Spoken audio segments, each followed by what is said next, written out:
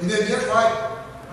Quilômetros de distância ele sai, porque Neemias nunca pisou em Jerusalém. Neemias não nasceu em Jerusalém. Neemias nasceu em Susã, na fortaleza. Neemias nasceu dentro do cativeiro. Ele nunca pisou em Jerusalém. Neemias conhecia de ouvir falar. Neemias conhecia Jerusalém de ouvir falar, mas ele nunca tinha pisado em Jerusalém. Nunca pisou em Jerusalém, mas amava uma cidade que ele nunca viu. Nunca pisei no céu, mas eu amo uma cidade que eu nunca vi. Nunca vi o céu, mas eu amo o céu. Aleluia, aleluia. Porque eu não fui lá, mas quem está dentro de mim é o Espírito Santo. Ele já veio de lá. Aleluia. Então confie por entrar pela porta estreita. Não deixe que nada roube o céu da tua vida. Outro ponto é que Neemias não destruiu nada, mas tem que reconstruir o que ele não quebrou. Foi Neemias que destruiu? Não. Quem destruiu foi os inimigos. Mas Neemias não quer o culpado. Neemias não está procurando culpado. Neemias está ali para resolver. Porque procurar culpado é um grande problema. Fica um apontando para o outro, a culpa é dele. Deixa que ele resolve, a culpa é dele. Neemias não está ali para procurar culpado. Ele está ali para resolver. Não foi eu que quebrei. Não foi eu que causei essa destruição. Mas eu sei que Deus me plantou aqui para ser uma bênção. Deus me plantou aqui para ser um instrumento de Deus aqui nessa terra, aqui nessa cidade. Quando eu chegar, o cenário vai mudar. Amém. É isso que Deus conta contigo. Não é você olhar para a pessoa e falar, o problema é dela. Foi ela que se meteu nas drogas. A culpa é dela, ela se vira. Meu irmão, o bom samaritano não pergunta por que aquele homem está ali caído. Ele sabe de uma coisa, não foi ele que derrubou, mas ele foi levantado para levantar alguém. Glória a Deus. Não foi ele que derrubou, mas Deus conta com ele para estender a mão e reedificar a vida de alguém. Olha só o que está escrito em Mateus 5,16. Lê para mim, por favor. Mateus 5,16. Não foi Neemias que quebrou, mas ele vai reedificar. Mateus 5,16. Assim brilhe também a vossa luz diante dos homens, para que veja as vossas boas obras e glorifiquem o vosso Pai que está nos céus. Amém? Assim brilha as vossas obras, para que alguém olhando para você glorifique a Deus pelo que as suas mãos estão fazendo. Já parou para pensar? Alguém glorificando a Deus porque as suas mãos estão sendo instrumento de Deus para reconstrução na vida de alguém, para reconstruir o ministério de alguém, para ser como uma luz de esperança na vida de alguém. Imagina o que é isso. Neemias recebe então uma missão, e uma missão não é uma competição. Neemias não está indo lá para competir com ninguém. Neemias não está indo na cidade para mostrar que ele é o cara. Neemias não está indo lá para mostrar, eu vou mostrar para vocês que tem que ser do meu jeito. Eu não estou aqui para competir. Neemias está lá para cooperar. Porque reino de Deus não é competição. Reino de Deus é unidade, é propósito, é união. Deus não levantou ninguém para competir. Deus não te levantou para ser melhor do que ninguém. Todo ministério que se levanta para ser melhor do que outro ministério, pode ter certeza, não foi Deus que levantou aquele ministério. Porque ministério não é competição, é ação, é união, é reino de Deus funcionando através de você. Porque a glória não é nossa, a disputa também não é nossa, a glória pertence a Deus. Sabe por quê? Não precisa disputar, porque todos nós já recebemos o prêmio, aleluia. Todos nós já recebemos a herança, aleluia. Todos nós já fomos bem pagos, aleluia. Todos nós já fomos recompensados. Neemias não vai ser recompensado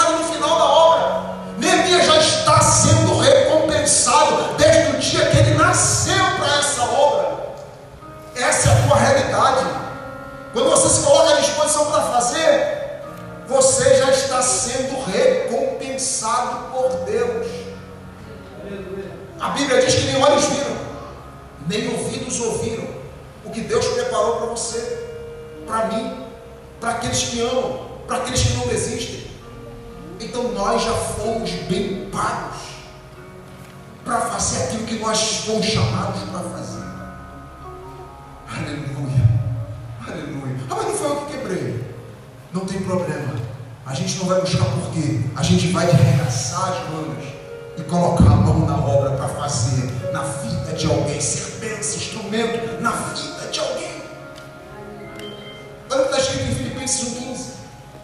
Filipenses 1,15. Abra aí sua Bíblia também, irmãos. Abra a Bíblia, vamos lá, crentes bereanos. Crentes bereanos, pesquise a palavra. Abra aí, vê o que está escrito. Amém?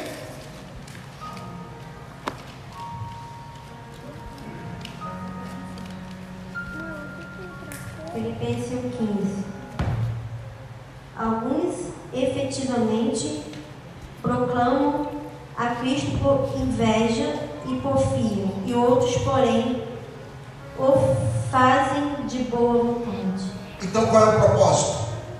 O propósito é você fazer bem feito. O propósito é você fazer de boa vontade. Qual é o propósito de Neemias? Ele está ali para fazer bem feito. Porque ele não está fazendo para homem, ele não está fazendo para competir, ele está fazendo para Deus. E para Deus é diferente, irmãos. Quando a gente faz para Deus é totalmente diferente. Amém, irmãos? Quando Neemias chega, a cidade está destruída. Só que antes da cidade estar destruída, a unidade também está destruída. O povo está longe um dos outros. Leia comigo o capítulo 4. Olha lá, capítulo 4 de Neemias. Capítulo 4, versículo 19.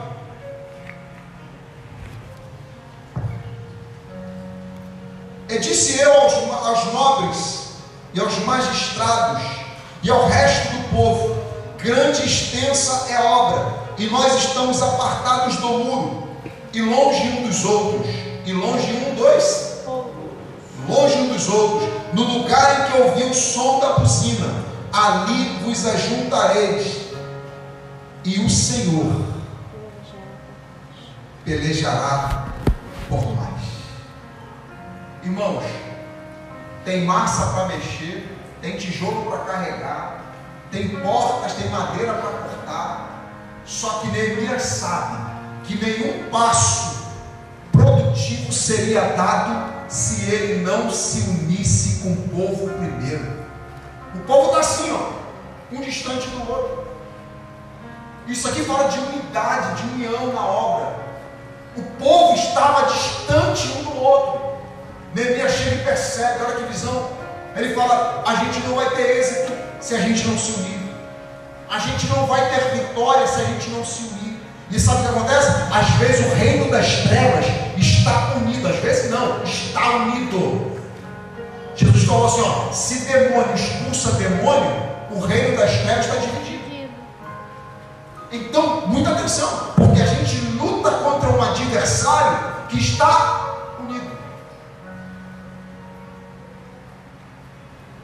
Então somamos força nessa noite, aleluia, orando uns pelos outros, aleluia, que haja ponte entre nós, que haja ponte entre nós, e não muros entre nós, e não contenda entre nós, que os seus choros sejam o meu choro, que a sua luta seja a minha também, porque no dia da festa eu vou aparecer na tua casa, para celebrar tua vitória também. Eu não quero aparecer lá se eu não orar por você. Eu não quero aparecer lá se eu não tiver nada a ver com o teu choro. Nós não vamos vencer distante, nós vamos vencer unidos, abraçados um com a causa do outro, preocupados um com a causa do outro. Isso é compaixão. Compaixão é se colocar no lugar de alguém. Sabe por que Jesus tinha êxito nas curas? Sabe por que Jesus nunca passou vergonha curando alguém? Porque toda vez que ele ia curar alguém, a Bíblia diz que ele se movia de íntima compaixão. Jesus se coloca no lugar de alguém. Íntima compaixão é se colocar no lugar de alguém. E Deus, quando você se coloca no lugar de alguém, você toca o coração de Deus, porque você começa a sentir o que aquela pessoa está sentindo. Você começa a imaginar o que aquela pessoa está passando. E aí você se coloca no lugar dela. A tua oração é outra. Quando você se coloca no lugar de alguém, a tua oração é outra. A tua oração tem fé. A tua oração é muito mais do que palavras. Ela toca o coração de Deus quando você se coloca no lugar de alguém. Quando Jesus ia curar um cego, ele se colocava no lugar do cego. E ele imaginava um mundo de escuridão. O que é acordar e não poder ver a luz do sol. E aí, imediatamente, Jesus podia ter autoridade para curar aquela pessoa, porque ele tinha compaixão daquela pessoa. Muitas vezes não podemos orar. Não é orar por orar. Não é orar porque o pastor pediu para orar. É se colocar no lugar de alguém que você está orando. É se colocar, se posicionar no lugar daquela pessoa e falar: Deus, eu represento essa pessoa aqui hoje. É você estar aqui nesse culto representando alguém que não tem força para estar aqui.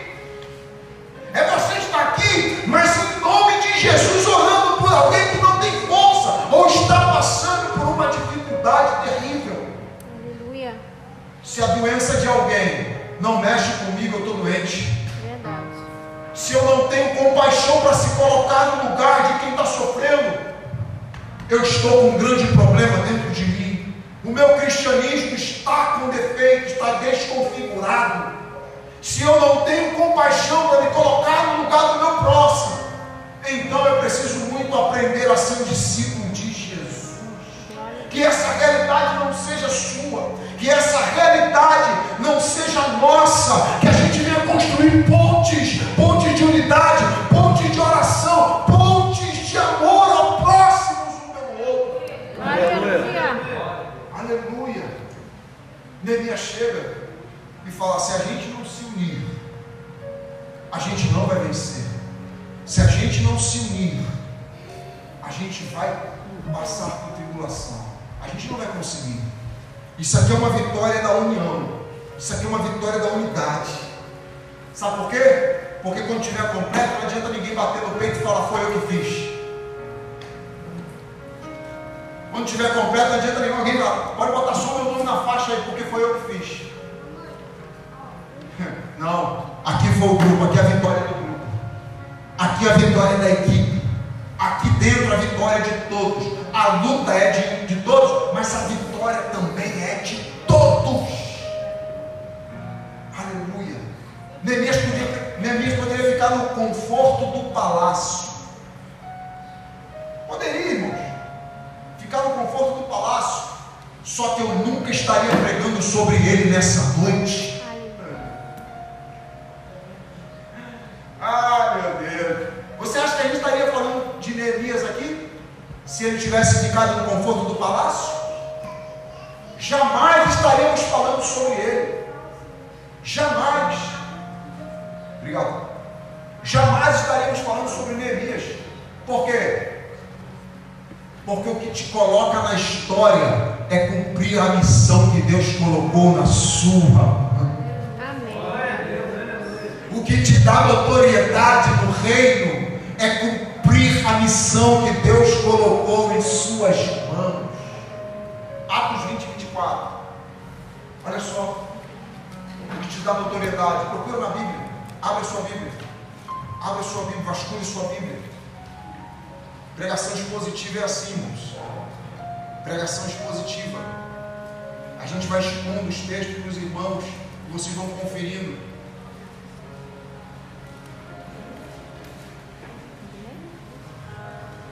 Atos 20, 24. Atos 20, 24. Porém, nada considero a vida preciosa para mim mesmo, contanto que complete a minha carreira e o ministério que recebi do Senhor Jesus para testemunhar o Evangelho da graça de Deus. Então, a coisa mais importante na vida de Paulo, sabe qual é? É se cumprir aquilo que Deus tem para a vida dele. O que Paulo mais se preocupava é se cumprisse aquilo que Deus tinha para a vida dele. Com alegria, ele diz. Com alegria, louvado seja o nome do Senhor. Aleluia. Glória a Deus. Aí Neemias chega e pergunta assim: como é que está a cidade dos meus pais? Pergunta para o irmão dele, Hanani: como é que está a cidade de Jerusalém? Sabe por quê? Neemias pergunta pela cidade porque as pessoas perguntam por você. Neemias perguntando pela cidade é a mesma coisa das pessoas perguntando sobre você. As pessoas querem saber como é que você está. As pessoas querem saber como é que você está, sabe por quê? Porque tem intenção de te ajudar. As pessoas querem perguntar como é que você está porque tem a intenção de ouvir uma notícia ruim vindo da sua parte. E a minha oração nessa noite é para que toda pessoa que te perguntar sobre você mal intencionado, querendo ouvir uma má notícia da sua parte, em nome de Jesus, vai ouvir que Deus tem te usado poderosamente. Vai ouvir boas novas vindo da sua casa, porque Deus é contigo. Não vai ouvir que está tudo destruído, não vai ouvir que está tudo acabado, vai ouvir que você talvez está passando até por uma luta, vai ouvir que você está passando até por uma prova, mas continua de pé, mas continua firme na presença do Senhor. Cuidado, porque as pessoas perguntam sobre você. Aleluia. Aleluia. E a minha expectativa é que quando perguntarem por você, independente do propósito, venha ouvir: vai tudo bem com ele, vai tudo bem com ela está de vento em polpa, ela está na bênção, na presença do Senhor. Ele está uma bênção nas mãos do Senhor. Ele está sendo um instrumento de Deus na terra. A minha oração é para que boas palavras se ouçam a teu respeito, a respeito da tua casa. Neemias pergunta porque ele quer ajudar, não porque ele só quer saber por curiosidade, porque tem gente que pergunta sobre a nossa vida por curiosidade. Neemias não está perguntando por curiosidade. Neemias pergunta, e a pergunta é interessante, ele diz assim: como é que estão aqueles que escaparam do cativeiro? Neemias pergunta, e a pergunta de Neemias é específica. Ele pergunta pelos que escaparam do cativeiro. Sabe por que ele pergunta por quem escapou? Porque Neemias conta com aqueles que escaparam da escravidão. Sabe com quem Deus conta para fazer a obra? Com quem escapou do mundo. Deus conta para fazer a obra dele com quem está livre para adorar Jesus. Com quem Deus conta? Com quem escapou do cativeiro. E é interessante que ele não pergunta pela cidade primeiro, ele pergunta pelas pessoas primeiro, porque pessoas valem muito mais do que coisas. Pessoas valem muito mais do que muro, do que parede. Pessoas valem muito mais do que o espaço físico que a gente congrega. Ok? Para Deus o que vale não é o carro, não é a casa, são as pessoas. Porque o carro fica aí, a casa fica aí, o dinheiro fica aí. Mas as pessoas que têm Jesus sobem para estar com Ele nas alturas. As pessoas são imagem e semelhança do Criador. Por isso que ele pergunta pelas pessoas. Infelizmente a cultura está pregando que as coisas têm mais valor do que as pessoas. Mas para para Deus continua as pessoas valendo mais do que as coisas. Então não supervalorize coisas, cuide de pessoas, porque para Deus o que vale são as pessoas. Amém, irmãos? Pena que não dá mais tempo, outra hora a gente termina a parte 2 dessa mensagem. Pena que não dá